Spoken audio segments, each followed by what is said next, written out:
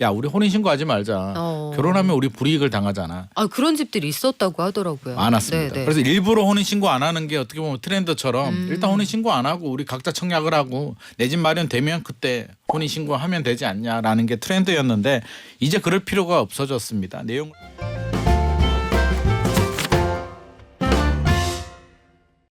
부동산 시장에서 이번 주부터 청약 제도가 달라진다는데 큰 관심을 보이고 있습니다. 신혼부부, 맞벌이 부부, 출산 가구에 대한 혜택이 커지는데요. 결혼하면 내 집 장만하기가 오히려 더 어려웠다. 이 페널티다. 이런 얘기 이제 쏙 들어가게 될까요?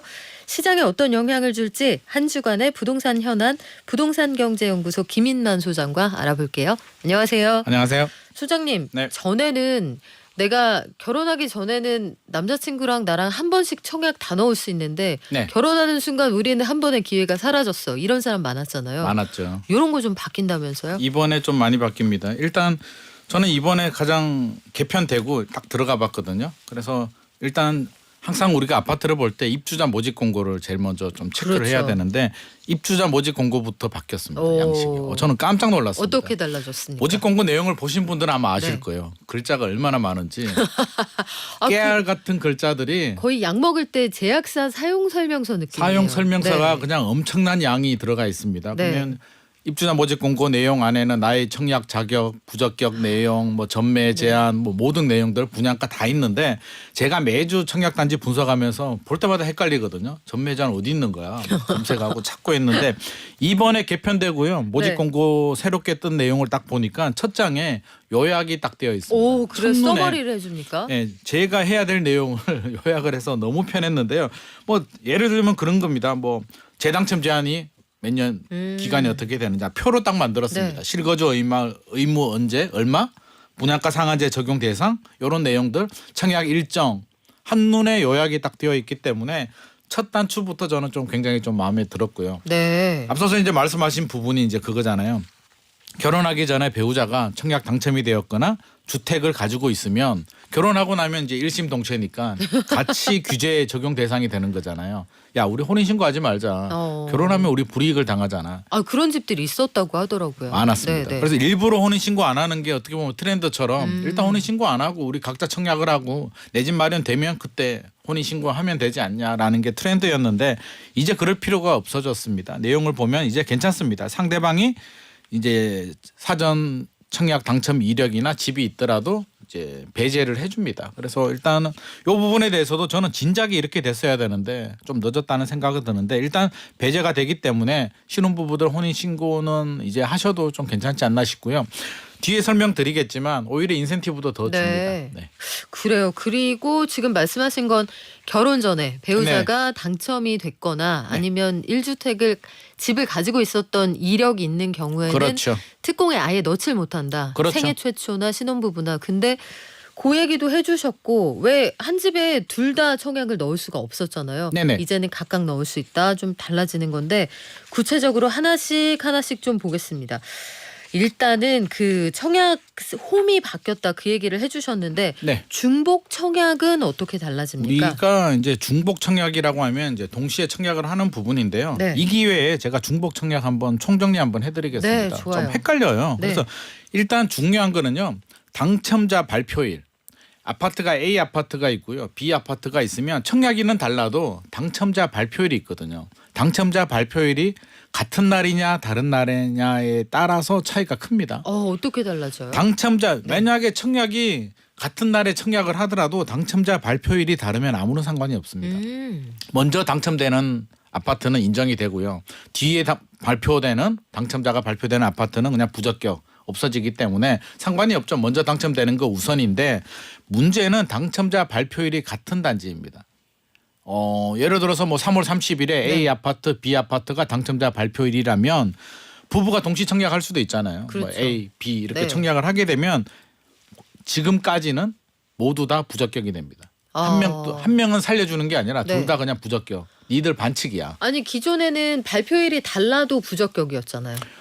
그렇죠. 그렇죠. 네네. 한 집에 둘이 둘 다 넣을 수가 없으니까. 그렇죠. 근데 제도가 달라지면서 날짜가 다르면 날짜가 다른 경우에 먼저 당첨 발표하는 그 집은 당첨된 걸로 해준다. 그리고 이제 당첨자 발표일이 동일하면 지금 또 부적격은 맞습니다. 두 명 다 부적격인데 그렇죠. 단 이번에 개선된 내용이 예외가 부부라면 네. 부부는 인정해 줄게. 인정해 주는데 또 기준이 있습니다. 예를 들어서 남편 또 청약하고 부인 또 청약을 했는데 당첨이 됐잖아요. 서로 내가 당첨되면 좋겠는데 이런 생각을 할 수가 있는데 기준이 뭐냐면 먼저 청약한 사람. 예를 들어서 남편은 오늘 청약했고요. 부인이 뭐 내일 청약했다라고 하면 남편이 먼저 했으니까 선착순이군요. 선착순 네. 되는데 동시에 청약할 수 있잖아요. 사이좋게 네. 같이 피시켜놓고 동시에 분단위로 그럴 수 청약을 있죠. 했다 네. 하면 나이 많은 사람이 우선입니다. 아, 연장자 우선. 연장자 우선입니다. 그러니까 선착순으로 어느 집에 먼저 넣었느냐. 네네. 그리고 만약에 둘 다 당첨이 되면 연장자 우선으로. 동시에 청약을 했다, 분단위로 청약을 했다라고 하면 연장자 네. 우선입니다. 물론 이런 행운이 한 집에 한 집만 청약 당첨되기도 어려운데 네. 내외가 동시에 당첨이 된다 이거 쉽지 않은 쉽지 일이지만 않습니다. 기존에는 아예 둘 다 동시에 넣을 수가 없었습니다. 근데 넣을 수 있고 둘 다 당첨이 되면 먼저 발표한 집을 인정해 준다. 이렇게 이해하시면 될 텐데 혼인 신고까지 미루는 부부들이 있었잖아요. 왜냐하면 특공에서 청약을 못했던 여러 가지 이유 중에 하나가 소득을 합치니까 소득. 네. 기준에서 다 벗어나는 거예요. 내외가 대기업에 다니는 순간 거의 어떤 청약도 불가능한 경우가 많았는데 안 되죠. 이것도 바뀝니까? 공공분양 같은 경우에 이제 소득 요건이 들어갑니다. 뭐 저는 이해는 합니다. 예를 들어서 대기업 다니는 분들 소득이 높은데 상대적으로 공급 물량이 좀 희소하다 보니까 소득이 좀 낮은 사람들한테 조금 더 배려를 해준다는 차원에서 소득 기준을 만들었는데요. 월 도시 근로자 월 평균 소득의 140%까지였거든요. 140%가 약 한 1억 2천 정도 됩니다. 두 명이 합치면. 대기업 다니면 아마 두 명이 합치면 1억 2천은 넘지 않을까 싶은 생각이 들어요. 안 되죠. 안 되니까 이제 200%까지 완화를 해줬거든요. 그러면 1억 6천만 원 정도 됩니다. 약 대략. 그러면 부부가 합산해서 1억 6천만 원 넘어가면 안 되는 거고요. 1억 6천만 원 대략 이하면은 이제 맞벌이 부부도 공공분양, 뉴홈 같은 뭐 네. 3기 신도시 청약을 할 수가 있기 때문에 일단 혼인신고해도 되고요. 이제는 두 번째 또 있습니다. 네. 민간 분양 같은 경우는 청약 가점제가 적용이 됩니다. 특별 공급 말고 일반 공급하게 되면 무주택 기간, 부양 가족, 통장 가입 기간으로 이제 점수를 계산하는데 부부 같은 경우에 뭐 예를 들어서 그럴 수 있죠. 통장 가입 기간 점수가 최대 15점이 만점인데 내가 점수가 좀 낮을 수도 있잖아요. 아, 이 배우자 점수를 내가 좀 가지고 오면 좋겠는데 라는 생각을 상상만 했는데 이번에 적용을 해줬습니다. 배우자 점수도 가지고 올 수 있다.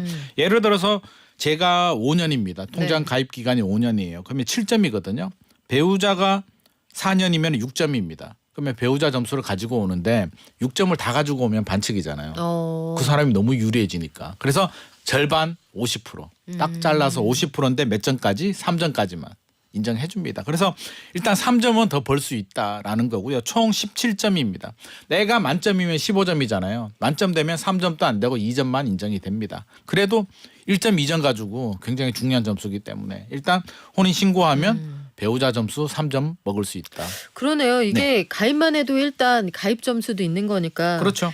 기존에는 사실 결혼을 하는 순간 양쪽 청약 통장 중에 하나는 못 쓰게 되는 셈이었는데 그렇죠. 그렇죠. 이제는 그렇지 않다. 그러니까 청약 통장을 굳이 깨지 마시고 아, 이 그럼요. 기회로 활용해 보시면 좋겠어요. 맞습니다. 아, 근데 소장님 이거 네. 좀 고민이 되는 게 각각 오랫동안 열심히 성실하게 부었는데 네. 최대 3점까지만 해주면 좀 야박한 거 아니에요? 야박할 수가 있는데 네. 이게 또 아마 고민을 굉장히 많이 한 것 같습니다. 네. 점수를 많이 주면 좋긴 한데 또 이게 박탈감을 느끼는 분들이 계시거든요. 나는 결혼 안 하고 싶어서 안 한 것도 아니고 네. 짝이 없어가지고 못한 것도 억울한데 또 결혼하는 사람들한테 지나치게 많은 점수를 주게 된다면 분명히 반발이 있을 수도 있기 때문에 아마 여러 가지를 고민해서 이 정도 점수를 한 것 같은데 저 개인적인 마음은 신혼부부들한테 보다 많은 점수를 줘서 내 집만을 할 수 있게 해주면 네. 좋은데 이 정도라도 해준 게 어디냐 저는 좀 그래요. 긍정적으로 해석하고 싶습니다. 일단 여러 가지 불합리한 것들이 좀 개선된다는 측면에서 이 연소득도 마찬가지인 것 같아요. 이럴 네. 수 있잖아요. 나는 시골에서 소 팔아서 열심히 공부해서 서울 와서 연봉을 좀 주는 회사에 취직했는데 그럼요.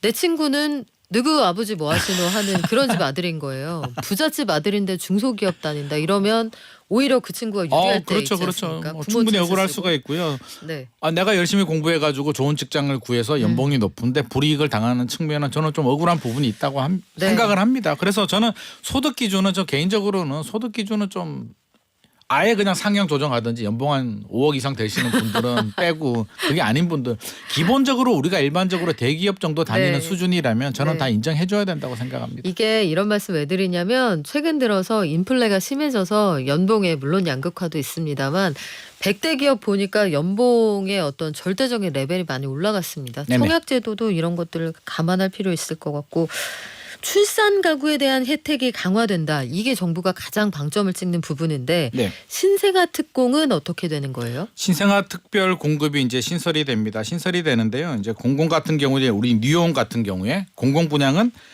35% 특별히 더 배정을 해주게 되는데 입주자 모집 공고일 기준으로 2년 이내 출산한 자녀가 있는 가구가 대상이고요. 공공은 35% 배정을 해주게 되고 민간 같은 경우는 생애 최초나 신혼부부 특별 공급 물량의 20%를 뚝 떼어서 신생아한테 공급을 해주겠다라는 내용입니다. 이 역시도 조금 좀 억울할 수도 있는 분들이 또 계실 수도 이게 또 있는데 생애 최초 아니거나 신혼 아니거나 그렇죠. 약간 중장년층 입장에서는 이게 네. 피자 파이가 좀 커져서 같이 나눠 먹고 배부르면 괜찮은데 지금 피자 파이는 똑같은데 거기서 더 줄여서 출산 가구한테 더 떼주기 때문에 네. 좀 억울한 부분이 있을 수도 있는데 이해를 좀 해줘야 될 것 같고요. 다자녀 특별 공급 기준도 이제 완화가 됩니다. 제가 애 놓을 때만 하더라도 저는 애 2명이거든요. 다자녀는 생각도 못했는데 다자녀. 네. 몇 명이 다자녀야? 3명, 4명? 뭐 이 정도였는데 적어도 요즘은 셋 이상은 돼야 다자녀로 그렇죠. 쳐줬죠. 근데 네. 지금은 이제 2명, 두 자녀도 다자녀 특별 공급 대상이 될 수도 있기 때문에 2명 가지신 분들 다자녀 특별 공급 대상이 됩니다. 그래요. 종전에는 아예 세 자녀가 안 되면 이 다자녀 특공의 지원 자체를 할 대상이 수가 안 됐죠. 없었거든요. 네네. 앞으로 좀 달라진다고 하고 여기에서 어린아이가 있는 집은 가산점이 있습니다. 가산점이 있습니다. 그것도 알아두시면 좋겠습니다. 근데 이런 주장도 있어요. 청약제도 좋다. 신혼부부 밀어주는 거 좋고 네. 아이 낳은 집 밀어주는 거 좋은데 아니 밀어줘서 당첨이 설사 됐다고 치자. 이 분양가가 너무 비싸서 줘도 내가 살 수가 없다 이런 얘기도 있거든요. 최근 들어서 분양가가 어느 정도기에 그렇습니까? 이제 점점 심각해지고 있는데요. 이제 저는 우리 실시간으로 반영되는 건 아니잖아요. 작년에도 많이 올랐고 2022년에도 많이 올랐는데 그게 이제 막 쓰나미처럼 막 반영이 되고 있는 것 같습니다. 최근에 조사 결과가 나왔는데요. 서울 기준의 평균 분양가 전용 84 평균 분양가가 11억 2천만 원입니다. 평균이 우리 보통 평균이라고 하면 이제 중간 합계이기 때문에 이게 통계의 착시 현상인데 그러면 그냥 가면 11억 정도는 쉽게 찾아볼 수 있냐라고 생각이 되는데 네. 학교 다닐 때 우리 반평균이 한 80점, 75점 정도였거든요. 공부 좀 하는 친구들은 95점, 90점 또 많이 나오기 때문에 우리가 마음에 드는 아파트 역세권에 좀 괜찮은 브랜드 아파트라면 훨씬 더 이상이라고 우리가 생각을 해야 되는 부분이고요. 지방 또 5억 4천. 이 평균으로 나왔습니다. 그래서 최근에는 전용 84가 지방의 5억 이하 신규 분양 물량은 전멸했다라는 이야기도 나옵니다. 비수도권에도 비수도권, 네. 광역시도 아니고요. 중소도시들도. 건축비가 3.3제곱미터당 1,000만 원이 넘거든요.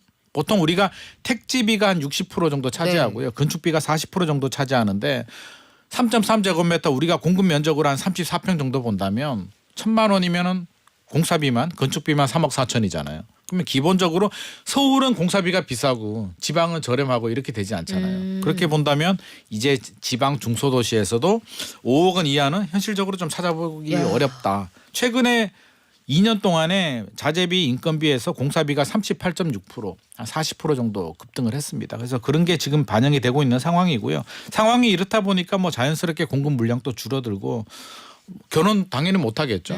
아니 아무리 특공 해주면 뭐 하냐고요. 특공 해주고 중복 청약 해주면 뭐 하냐고요. 내가 능력이 안 돼서 11억 2천만 원 도저히 감당이 안 되는 금액이기 때문에 현실적으로 분양가를 안정시키는 게 더 중요한데 좀 쉽지 않은 상황입니다. 자, 그리고 아파트 시장은 그래서 양극화가 뚜렷하다. 분양 네. 시장도 마찬가지고 근데 반면에 오피스텔은 요즘에 그런 전단지가 굉장히 많이 돕니다. 우편으로도 오고요. 오피스텔 사세요. 저희가 좋은 주권으로 드릴게요. 막 선물 드릴게요. 오시기만 하면은 네. 커피 쿠폰도 드리고 막 이런 거 막 되게 많이 오거든요. 오피스텔은 왜 이렇게 안 팔립니까? 오피스텔은 아파트 대체제거든요. 오피스텔도 이제 우리가 좀 구분을 해야 되는 게 기존에는 이제 월세를 받는 소형 오피스텔, 수익형 부동산이 원래 오피스텔 개념이었고요. 2019년부터 등장을 한 게 2018년, 2019년부터 주거용 오피스텔이라고 해서 우리가 아파텔이라고 하죠. 전용 면적 59나 84 정도로 네. 아파트 정도의 내부 구조 면적을 갖춘 오피스텔이 공급이 되는데 뭐 이유는 있습니다. 아파트는 규제가 많았잖아요. 주택수 규제, 대출 규제 여러 가지 규제가 들어가니까 그 건설사 입장에서는 생각을 해보죠. 야, 이게 아파트는 분양가 상한제도 적용이 됐고요. 지어도 남는 게 없으니까 어디로 눈을 돌렸냐면 상가하고 오피스텔로 눈을 돌립니다. 분양가 상한제 적용되지 않으니까 그런 아파트들 많았거든요. 아파트도 공급이 되고 옆에 오피스텔하고 같은 단지에 동시에 공급이 되는데 오피스텔 상가로 수익을 얻자라는 전략을 좀 구사를 합니다. 왜 네. 아파트는 손해 보니까 분양가 상한제가 적용이 되니까. 그래서 공격적인 마케팅을 했고요. 시장의 수요자들도 반응을 해줍니다. 아파트는 규제가 많으니까 틈새 시장으로 주거용 오피스텔에 굉장히 열광을 했는데 이제 상황이 달라지게 되죠. 2022년에 금리가 올라가면서 주택 시장이 침체가 되니까 당연히 오피스텔은 대체제인데 인기가 떨어질 수밖에 없습니다. 최근에 유행하는 단어가 좀 이게 가슴 아픈 단어일 수도 있는데요. 마피스텔이라고 우리가 프리미엄 하면 보통 올라가는 프리미엄, 그렇죠.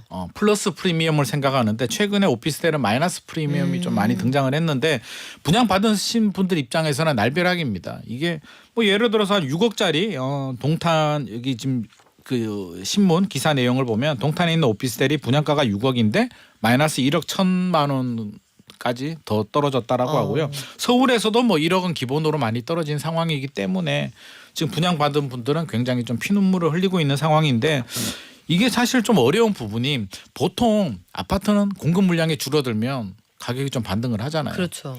오피스텔도 입주 물량은 줄어들었습니다. 2019년에 전국이 10만 호 정도 됐거든요. 많았네요. 10만 9천 호였는데 2023년 작년에 5만 5천 호로 반토막 줄어들었음에도 불구하고 마이너스 프리미엄은 더 확대가 되고 있는 상황입니다.